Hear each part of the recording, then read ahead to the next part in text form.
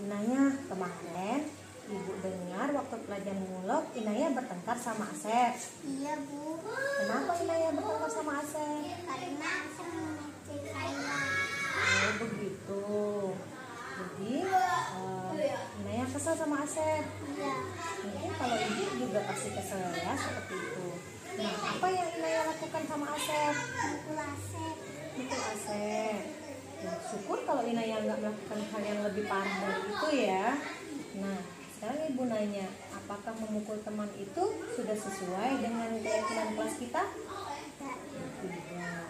Apa keyakinan kelas yang sudah dilanggar? Bertengkar. Iya, bertengkar itu berarti keyakinan kelas mana yang kita langgar? Saling? Oke, saling menghormati dan menghargai teman. Nah, apakah saling menghargai keyakinan kelas, saling menghargai dan menghormati teman itu sangat penting? Penting, Bu. Penting. Nah, kalau itu penting, setelah ini apa yang akan Inaya lakukan kepada Asep?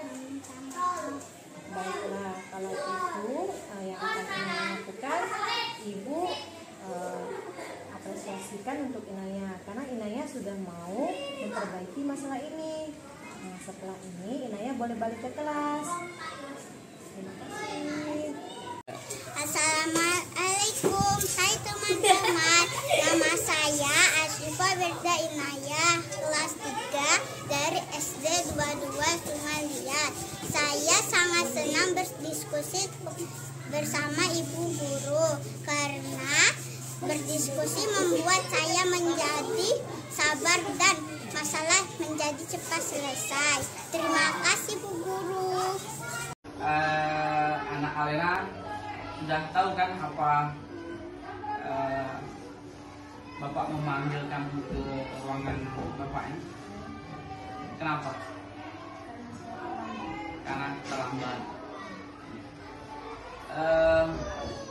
Kenapa bisa datang terlambat hari ini? Bangunnya kesiangan. Bangun kesiangan. Ada kegiatan di rumah? Tidak ada. Tidak ada acara-acara. Jadi Nak Alena semalam tidurnya agak larut ya, agak larut. Jadi itu kebiasaan yang tidak baik kalau masih semasa anak sekolah. Jadi Nak Alena harus tidur lebih awal setelah belajar, tetapi di rumah setelah belajar jam 10 kira-kira seperti itu baru Nak Alena cuci muka, gosok gigi, kaki, baru tidur. Jadi kita sudah ada kesepakatan, keyakinan kelas kita bahwa ke sekolah itu jangan terlambat. Itu kesepakatan awal kita, keyakinan kelas kita, karena keyakinan kelas itu adalah panduan atau tata tertib di kelas agar berjalan lancar dengan disiplin yang positif. Nah, Alena bisa menerapkannya dimanapun Nak Alena berada. Jadi kawan-kawan pun bisa mengikuti hal-hal yang baik itu, dan Bapak berharap timbul pribadi yang baik dari Nak Alena bahwa tidak akan memulai lagi seperti itu. Bagaimana menurut anak Alena? Saya berjanji tidak akan terlambat ke sekolah lagi. Dan Harus lebih disiplin lagi. disiplin. Tahu manfaatnya disiplin tadi? Apa manfaatnya disiplin? Agar apa? Agar kita menjadi pribadi yang baik. Oke, terima kasih Nak Alena ya. Mudah-mudahan Nak Alena bisa berubah lagi, jangan datang terlambat lagi seperti ini, dan Nak Alena juga bisa menyampaikan dengan kawan-kawan, karena kebiasaan yang barusan Nak Alena hari ini lakukan tidak baik ya. Baik, cukup ya, terima kasih ya. Assalamualaikum Amel, apa kabar hari ini? Alhamdulillah, baik Pak. Tentunya Amel tahu Bapak panggil ke kantor pada siang hari ini. Tidak. Padahal kita pagi ketemu loh. Nah, kenapa Amel? Terlambat. Kenapa bisa terlambat? Bangunnya kesiangan, ya. Apa yang dilakukan Amel sehingga Amel bisa bangun kesiangan? Bergadang. Bergadangnya kenapa? Oh, halnya seperti itu. Intinya ya, Bapak ini meyakinkan kamu ya, karena sekolah punya keyakinan ya. Namanya keyakinan sekolah, komitmen untuk datang tepat waktu dan kalau bisa mempersiapkan diri sebelum waktunya ya, waktunya belajar di sekolah. Ya, intinya Amel, apa usaha Amel supaya Amel tidak melakukan hal ini? Bapak nggak tahu.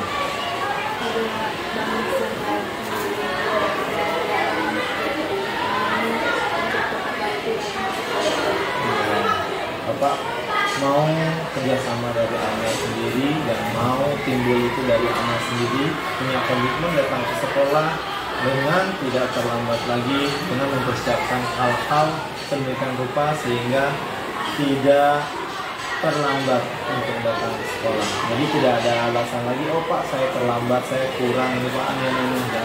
Ya, intinya Amel berkomitmen harus lebih datang lebih awal dan tepat waktu mengikuti pembelajaran di sekolah. Begitu ya, jangan diulang lagi. Bapak harap ini menjadi konsekuensi dari Amel sendiri dan tunggu komitmen ini ke Amel sendiri. Ya. Terima kasih atas waktunya. Silakan. Assalamualaikum Aulia. Waalaikumsalam Bu. Nah, gimana kabarnya? Baik Bu. Alhamdulillah. Ya. Tadi Ibu dengar dari ketua kelas katanya Aulia bertengkar ya sama Naila. Iya Bu. Kenapa? Karena Naila mencontek tugas saya. Oh begitu ya.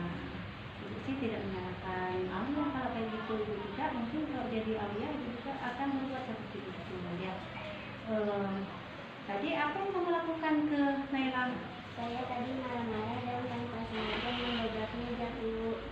begitu. Kamu berbuat begitu pasti ada alasannya ya. Ya, wajarlah kamu marah karena Naila sudah mencontek tugas kamu ya. Menurut kamu keyakinan kelas apa yang sudah kamu langgar? Saling menghormati antar teman. Iya. Menurut kamu saling menghormati antar teman itu apakah penting?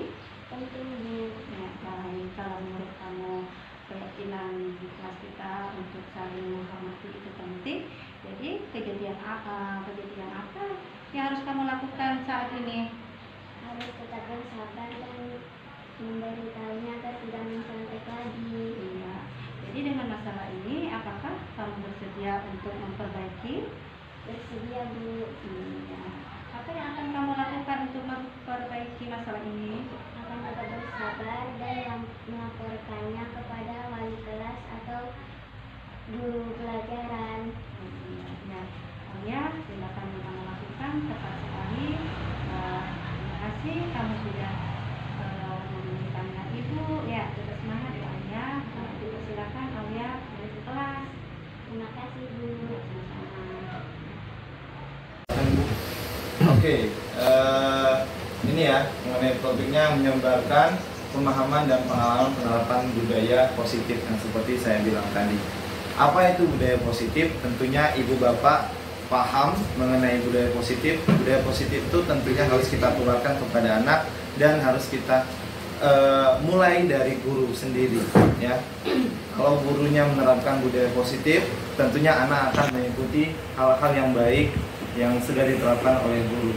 Seperti kita paparin secara umumnya, budaya positif itu adalah suatu lingkungan yang mendorong perilaku positif yang mendukung perkembangan emosional serta akademik siswa. Jadi dengan adanya budaya positif ini dapat kita gali potensi anak, gali semangat mereka dalam kegiatan pembelajaran. Ya, begitu.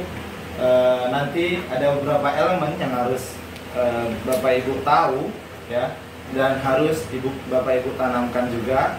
Siapa tahu juga bermanfaat untuk perkembangan anak kita. Yang pertama ada perubahan paradigma belajar, yang kedua ada disiplin positif, yang ketiga ada kebutuhan dasar manusia, yang keempat motivasi perilaku manusia, yang kelima restitusi posisi kontrol, keyakinan kelas, serta segitiga restitusi. Untuk kelanjutannya nanti kita sama-sama dengarkan para teman-teman CGP kita. Untuk yang pertama saya berikan kesempatan kepada Ibu Sari ya. Oke, silakan Bu Sari. Terima kasih Bu Ediani.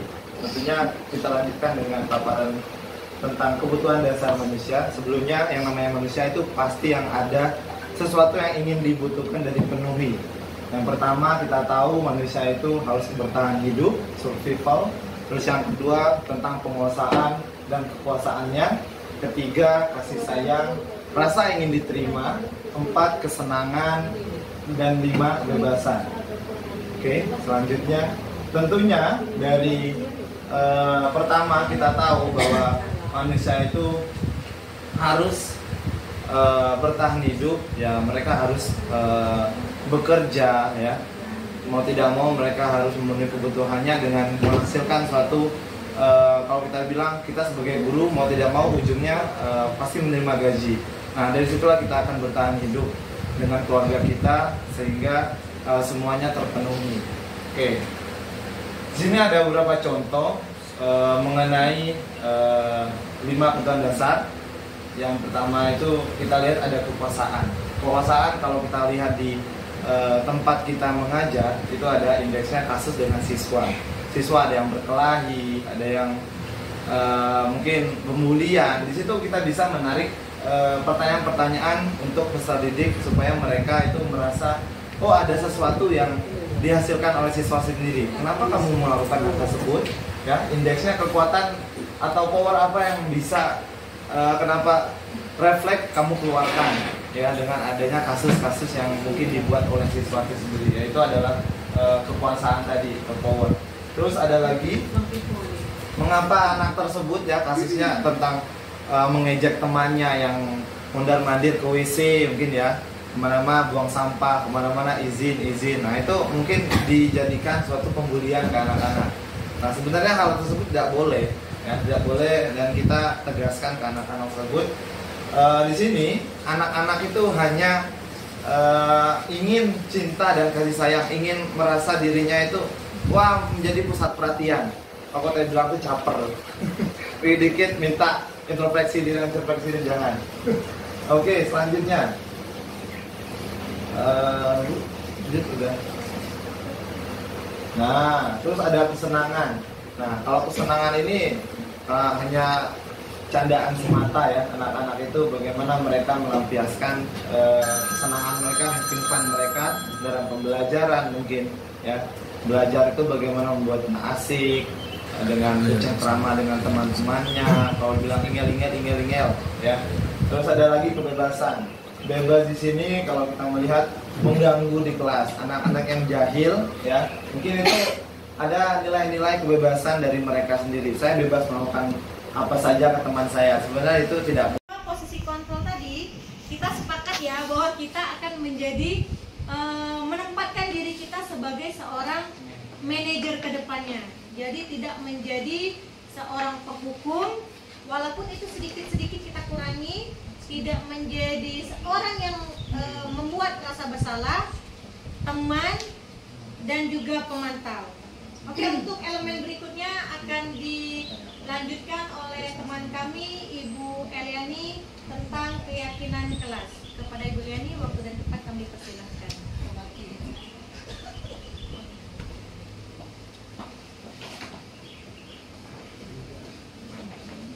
Ya, baiklah Bapak Ibu, saya akan melanjutkan budaya positif yang keenam, yaitu keyakinan kelas.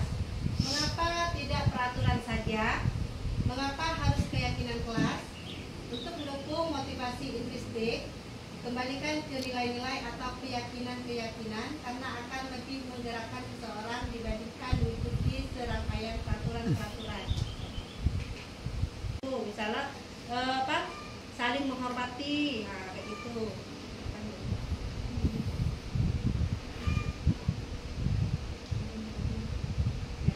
Ya, di sini ada video anak lagi membuat keyakinan kelas bersama-sama anak-anak. Yang pertama ya ini contohnya. Di sini Bapak Ibu boleh kita bersama-sama membuat contoh keyakinan kelas? Boleh. Contohnya tadi ya.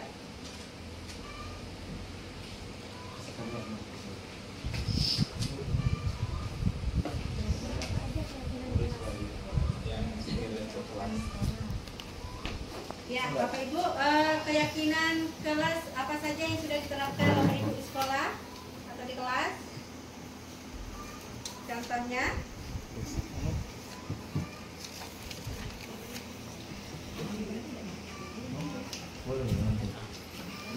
Oke, saya bantu sedikit ya Ibu ya.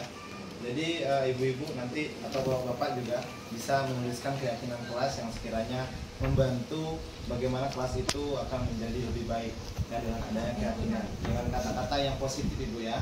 Boleh silakan ibu-ibu. Sebelumnya, keyakinan kelas sebelum diterapkan kita biasanya memiliki peraturan kelas. Nah, tadi kan udah dijelaskan di sebelumnya, kenapa harus keyakinan kelas bukan peraturan kelas?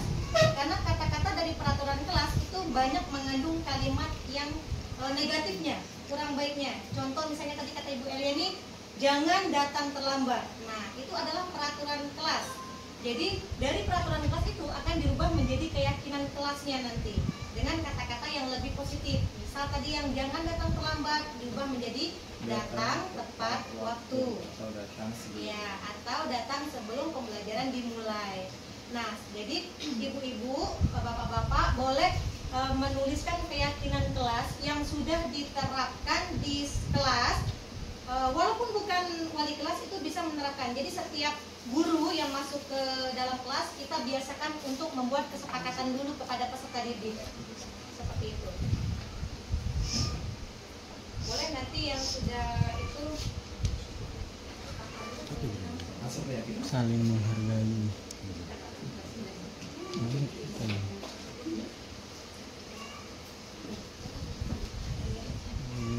Ini kalau sore ini banyak. Waduh dalam tas tuh.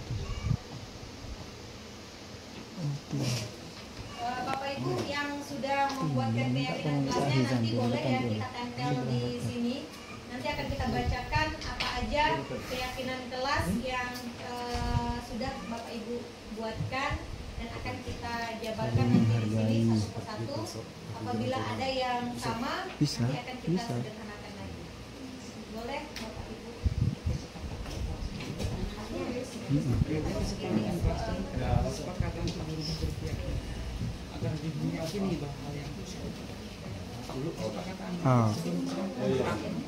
Oh ibu-ibu dong. Ya. Silakan langsung. Oh. Masing-masing boleh. Pak.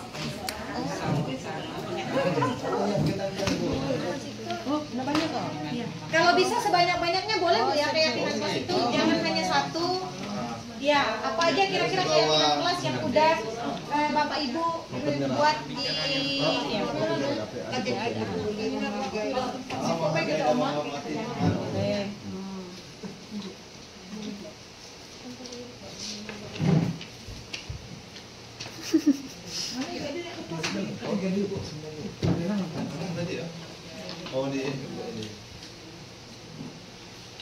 Oke, sudah? Belum sekali.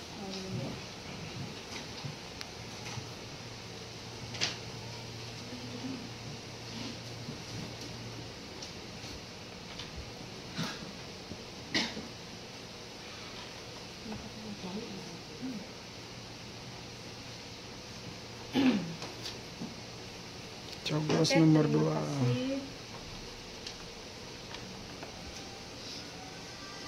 Oke, sudah Ibu Bapak ada lagi yang belum?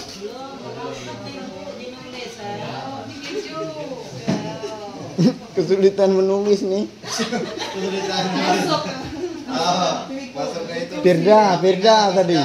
Ajarnya Fir.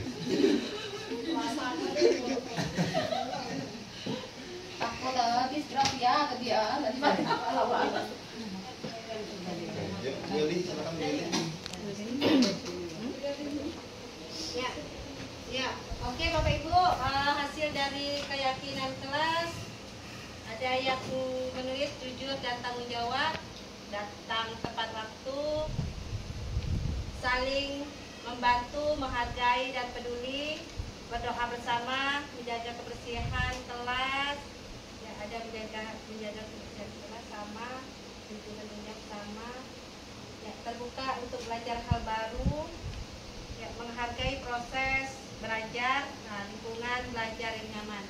Ya, baiklah Bapak Ibu, di sini kita ambil kesimpulan ya.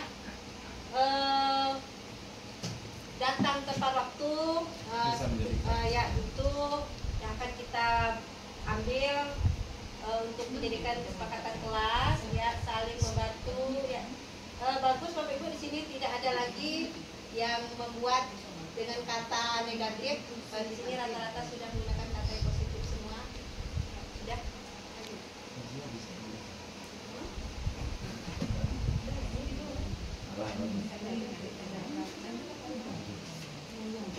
Terima kasih Bapak Ibu. Menstabilkan identitas, yaitu mulai ada percakapan di saat siswa melakukan kesalahan, kita mulai mengidentitaskan kesalahannya untuk membuat anak yang merasa gagal karena berbuat salah menjadi positif terhadap dirinya. Pendidik akan berkata, berbuat salah itu hal yang manusiawi. Jadi kalau ada anak-anak, di saat kita sudah berbicara di hadapannya, tidak perlu lagi kita berkata-kata yang menyudutkan, menyindir, tapi berbuat salah itu hal yang manusiawi. Atau tidak ada manusia yang sempurna, nak. Atau bapak atau ibu juga pernah berbuat salah kok. Jadi seperti itu berarti anak itu nanti merasa bahwa kesalahan itu memang ini semua orang melakukan kesalahan, tidak ada merasa takut berkepanjangan atau jangka pendek dari kesalahan yang mereka perbuat. Atau kita pasti bisa menyelesaikan permasalahan ini, nah bagaimana caranya? Di saat itu kita menyampaikan solusinya kepada anak didik kita yang berbuat salah. Benar siapa yang salah? Bapak atau ibu lebih tertarik untuk menyelesaikan masalahnya. Kalau kamu menyalahkan dirimu sendiri terus menerus, apakah kamu bersikap baik pada dirimu sendiri? Jadi kalimat-kalimat seperti pemantik agar anak tidak merasa bersalah berkepanjangan, tidak tertekan, tidak stres atau trauma dengan kesalahan, tapi dengan maknanya agar solusi selalu mencari solusi yang terbaik untuk kesalahan. Validasi kebutuhan membantu siswa mengenali basic need, basic dan kebutuhan yang ingin dipenuhinya ketika melakukan kesalahan itu. Pada dasarnya setiap tindakan manusia tujuannya adalah memenuhi basic need-nya, apakah itu power, freedom, love and belonging, fun atau survival. Pendidik akan berkata, kamu bisa saja kan melakukan hal yang lebih buruk, tapi kamu tidak melakukannya kan. Jadi kalimat-kalimat seperti ini pemantik bagi anak agar mereka tidak merasa berlebihan kesalahannya tadi. Kamu pasti punya alasan mengapa melakukannya. Apa yang penting bagi kamu di saat anak itu melakukan kesalahan. Kamu boleh tetap berusaha menjaga sikap itu, tapi tambahkan sikap yang lain yang baru. Jadi anak enggak merasa dirinya terrefresh dari kesalahan tadi. Kamu boleh tetap berusaha menjaga sikap itu, tapi tambahkan sikap yang lain yang baru.